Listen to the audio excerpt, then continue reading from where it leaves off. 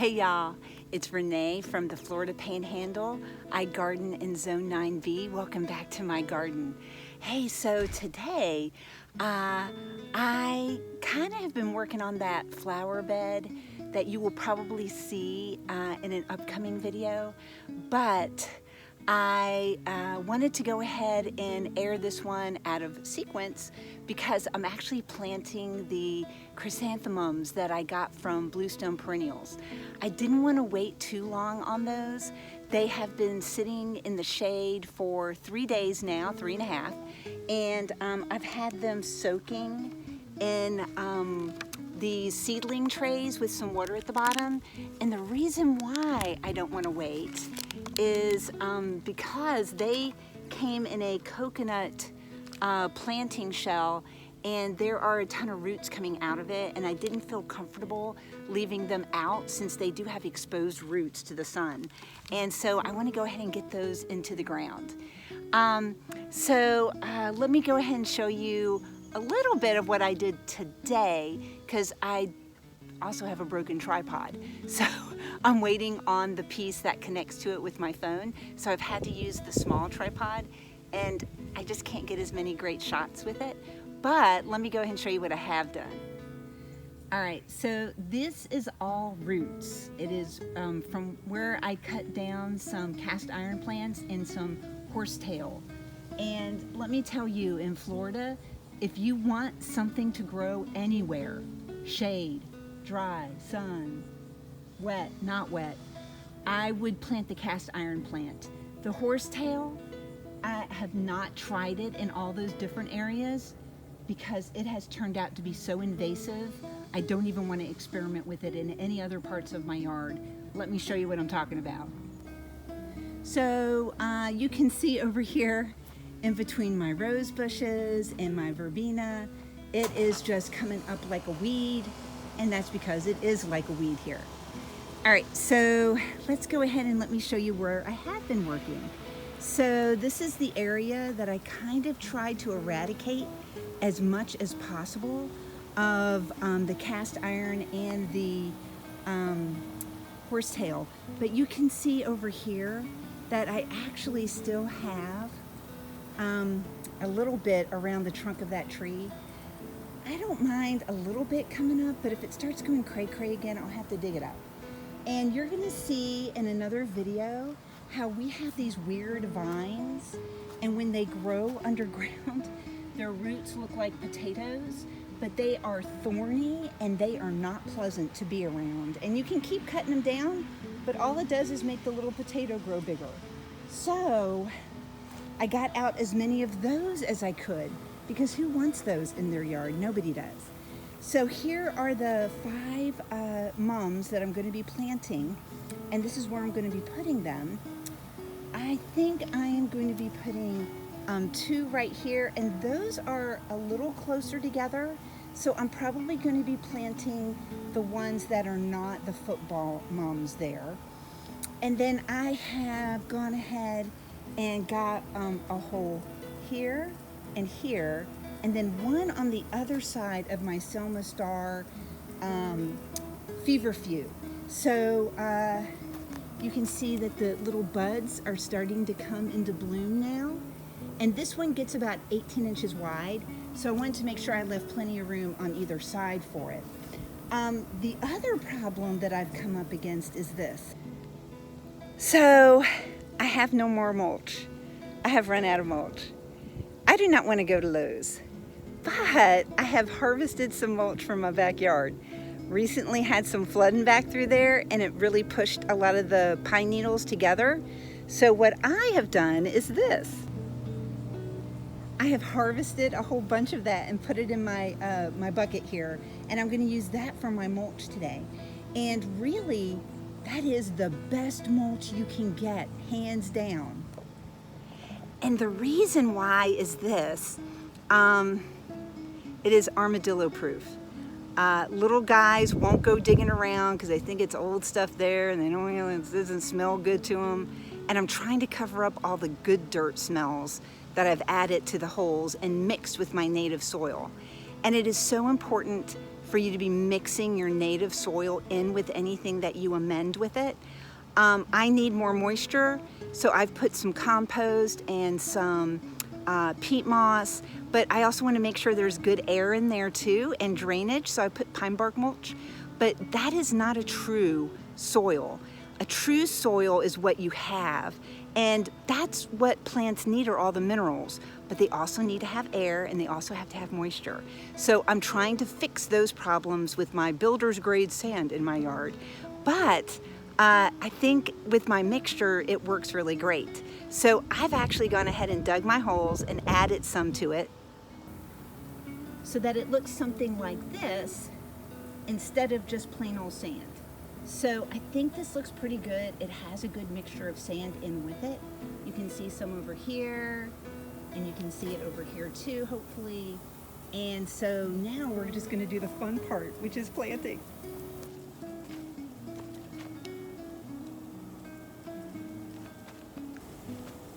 All right, so I have kind of a peachy mum here. This one is called Homecoming, and it is a football. Now it has this plastic ring around it. I don't know, I may have to go, that one just came right off. I was gonna say I may have to go get scissors for it.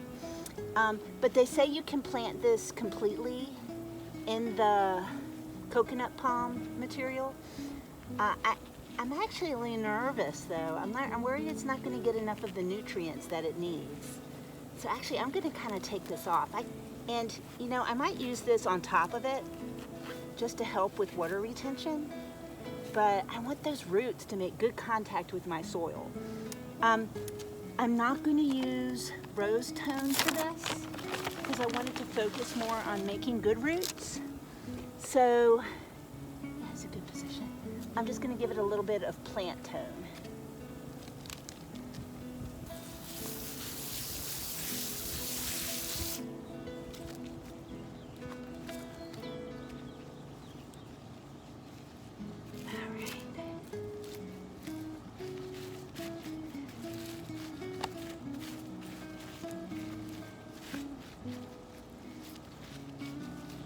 I don't mind doing a little bit of topping off with my soil mixture because I know that's just going to sit on top. So I'm going to add just a little bit. There we go. Make sure that's well covered.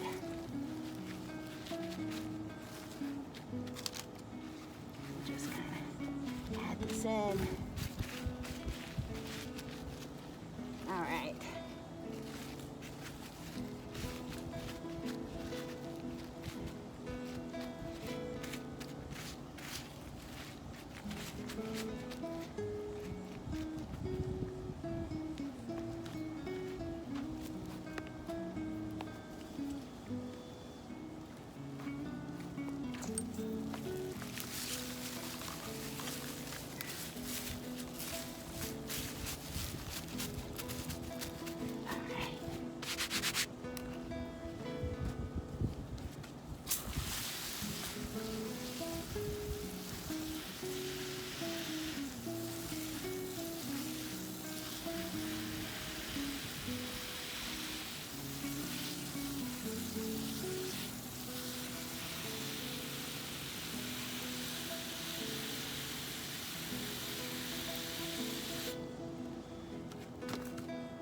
And basically we're all going to do repeat on each of the others.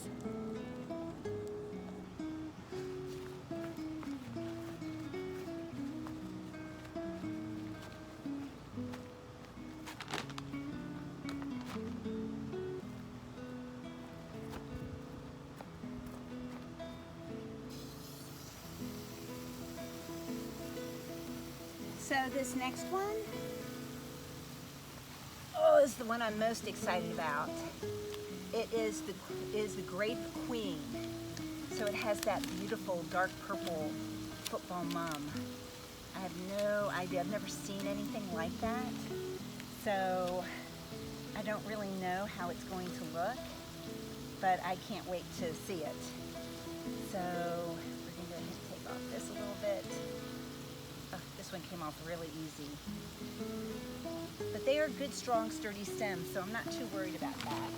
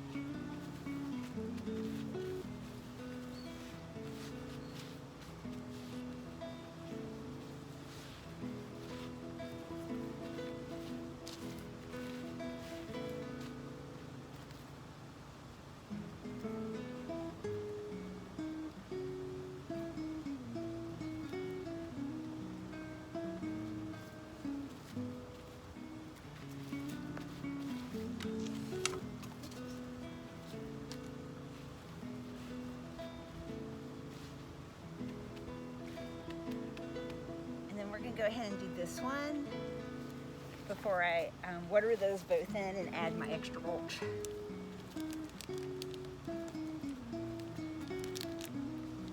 So this one is Cheerleader.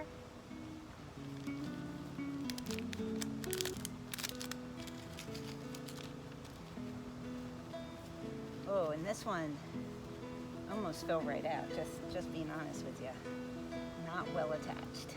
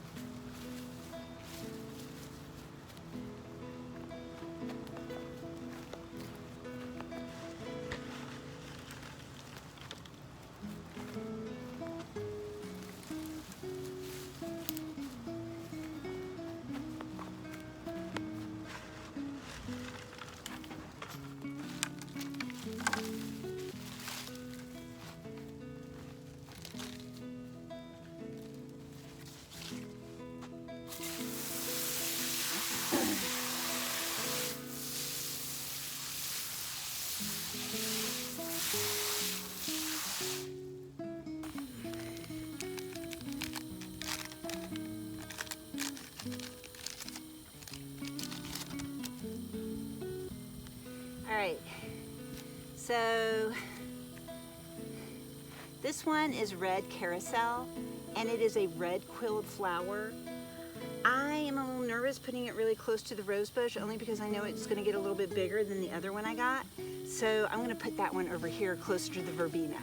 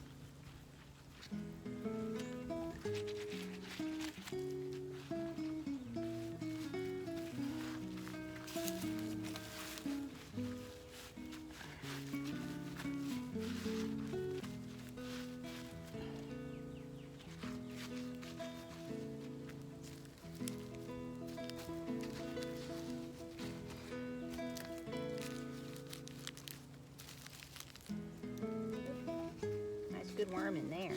Oh yeah.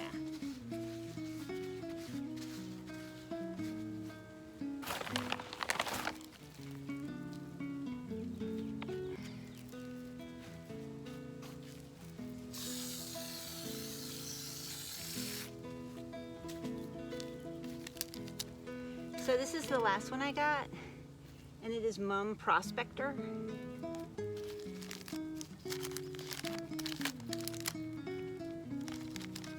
This one looks a little worse for wear, but still healthy. And this one's harder to get out, so I think it's pretty root bound. And the answer is yes. That's okay. You're gonna be free now, baby. Be free.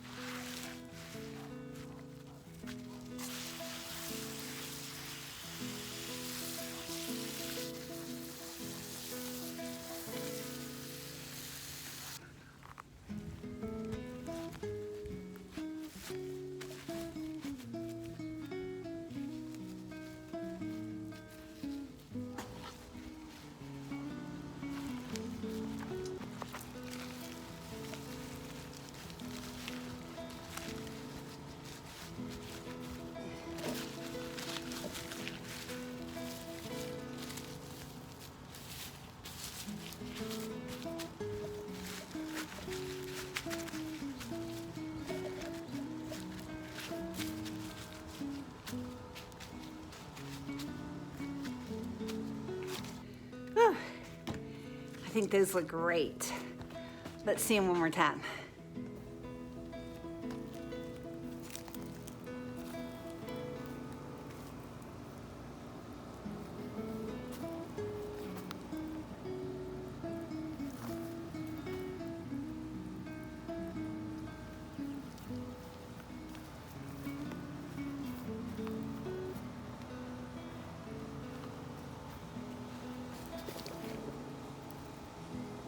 One last word of advice. Do not leave your organic fertilizer bags outside. I left one out overnight in the back porch, and as you can see, I've had to repair it quite extensively. There were lots of bite marks in it, and a whole bunch of it was on the ground, but I just swept it up, put it back into the bag. So I don't know what was after it. Maybe it smells a little fishy. Maybe my raccoons definitely came to visit, or maybe it was a possum. I don't think it was a bear, but I can't rule that out. Could have been, yeah. So, I hope you're able to go out into your world today and make something beautiful. And until the next one, bye y'all.